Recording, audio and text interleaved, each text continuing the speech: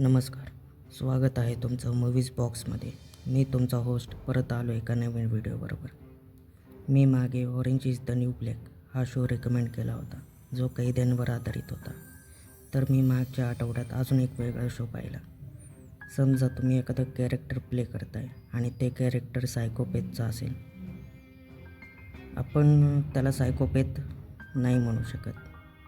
असं समजा की तुमच्यात काहीच भावना नाही, ना प्रेम, ना भीती, ना दुःख, ना आनंद. आणि अशा कॅरेक्टरला म्हणजे तुम्हाला कसं वाटेल एखाद्या जिनी येऊन तुम्हाला 3 विश विचारेल. तुम्ही तर 3 विश सांगून लगेच संपून पण टाका. पण या शोमधलं कॅरेक्टर त्याला स्वतःसाठी विश न मागता दुसऱ्यांसाठी मागत असते.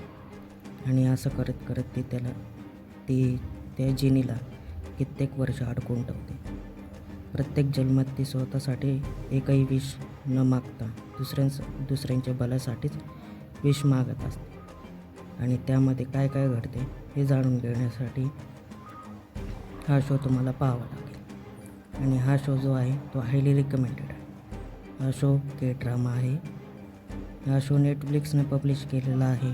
या शोची IMDb रेटिंग 10 out of 6.5 आहे. जरी रेटिंग कमी असली तरी या शोची जी स्टोरी लाईन आणि हिंदी डबिंग इनक्रेडिबल आहे. कारण मी स्वतः हे शो हिंदीमध्ये बघत असतो आणि त्याची मला व्हॉईस रिक्रेशन आवडत नाही. ज्याची आवडत नाही त्याचा मी रिकमेंडसुद्धा करत नाही.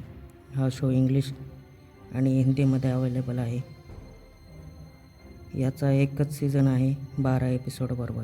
हा शो 2024मध्ये आलेला आहे आणि हा कॉमेडी, फॅन्टसी आणि साय-फायवर आधारित आहे.